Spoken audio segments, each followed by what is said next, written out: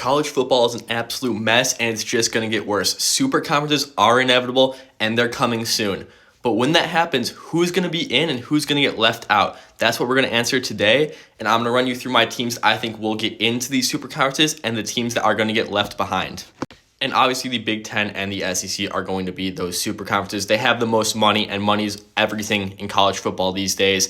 They both have large networks backing them, and it's just going to come down to who is willing to pony up the most cash for these other teams to get them into their conference. I think the Big Ten and the SEC expand to 24 teams each, which means 14 new teams are going to be joining one of these conferences. And I broke the contenders down into tiers, with tier 1 being the teams that are going to choose wherever they want to go, whether it's the Big Ten or the SEC. They're the bells of the ball, and they're going to be controlling their own destiny about where they want to go, all the way down to the teams that aren't going to be in these conferences and have very little shot, but at least still a shot. And spoiler alert, there's some power conference teams that I didn't even include because they have no shots. And real quick, just before we get started, I want to say that this is not my personal opinion of what's going to happen. If it was up to me, there'd be a lot of teams that make it that I wouldn't put in, and a lot of teams that don't make it that I would put in. But it comes down to one thing for the most part, and that is money.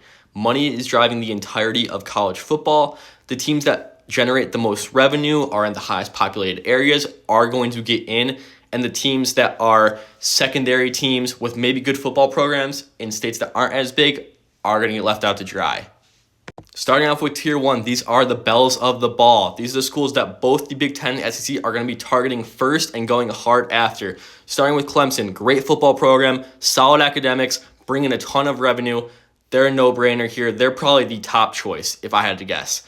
North Carolina, great academics as well. The flagship school in a growing state of North Carolina, and I think they're tied to the Jordan brand, makes them even more attractive.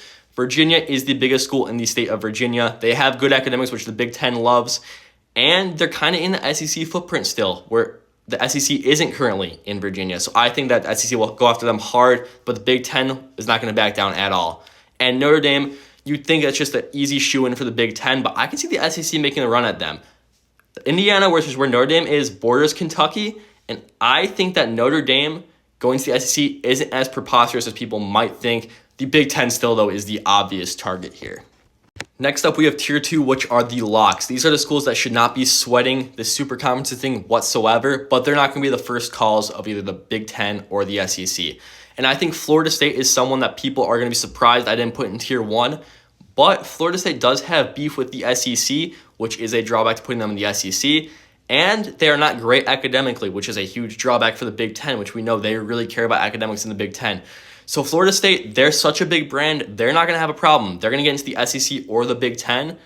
However, they're not going to be the first choice of either conference because they have these major red flags for both conferences.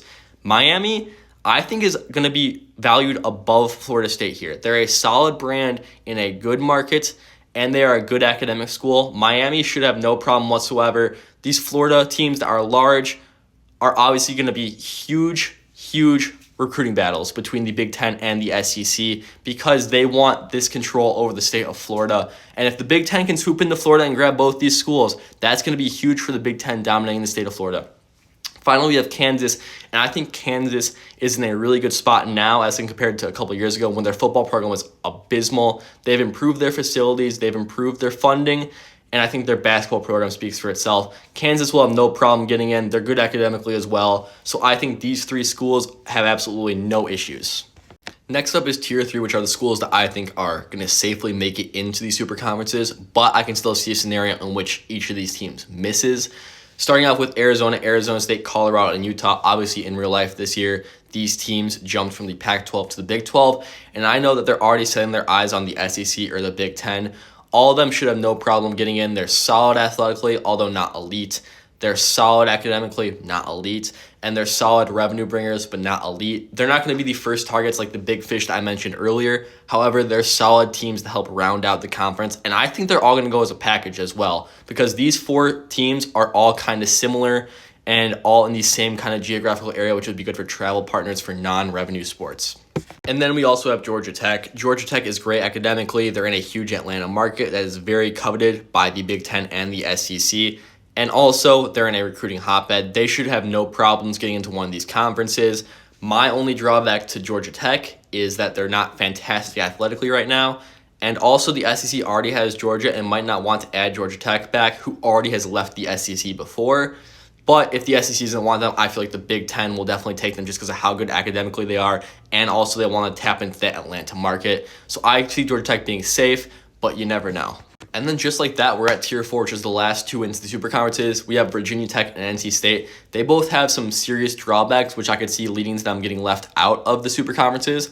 However, I think there's a lot of merit to both these schools that's going to get them in and over the hump compared to some of these other schools. Virginia Tech is solid academically, solid athletically, and they're definitely growing as a school, and I can see Virginia Tech getting in for sure. NC State's the one that was the last one in for me, and I think it just comes down to the fact that North Carolina is going to be so coveted, and North Carolina is a growing state, that they were the team from North Carolina that I chose for the conference that doesn't get North Carolina itself. However, this might be wrong. There might be some other schools that I left out that could get in, but these are the last two I see getting in.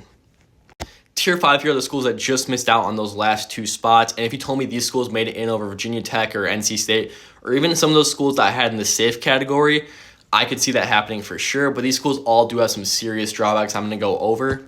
Cal and Stanford definitely do have a lot going their way. They're both really good academic schools. They're both in large markets. But I feel like they were already on the fringes of the power conferences, about to get left out of them last year.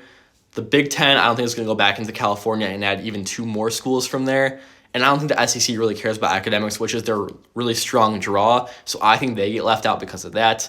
Pitt and Louisville are kind of similar to me. They're the second biggest schools in their states of Pennsylvania for Pitt and Kentucky for Louisville. They're not great academically, and I just don't see the SEC getting another Kentucky team with Louisville or adding Pitt, who just isn't a good enough athletic school for them. And then the Big Ten, they're not good enough academically for the Big Ten. So I think they both get left out. Duke, it was between them and NC State for that last spot in, and I just don't see Duke ever getting into the SEC. That just would make no sense to me. They're not good enough in terms of football to get in, I don't think. Plus, they're not the biggest school in their state, and I think NC State's even bigger than them. So I'm going to take Duke and put them out, unless they were getting the Big Ten with North Carolina. But I think the Big Ten will have better options.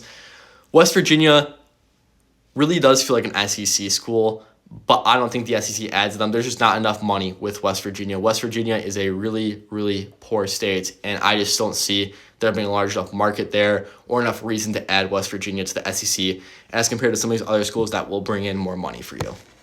And then the last tier I'm going to go over is the Tier 6 shot in the dark. These are schools that I could see in some world making it into the super conferences. I just don't think it's this one.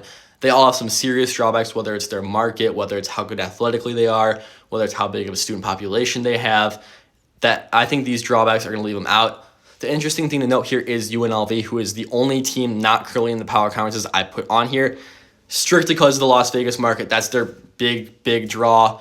They also do have some solid facilities, and I think in a couple of years' time, they could be a serious contender for the super conferences, but if it was happening today, they would not make it in. So these are the schools that I think are the teams that could, in some theoretical world, make it in, but I don't think it's this one.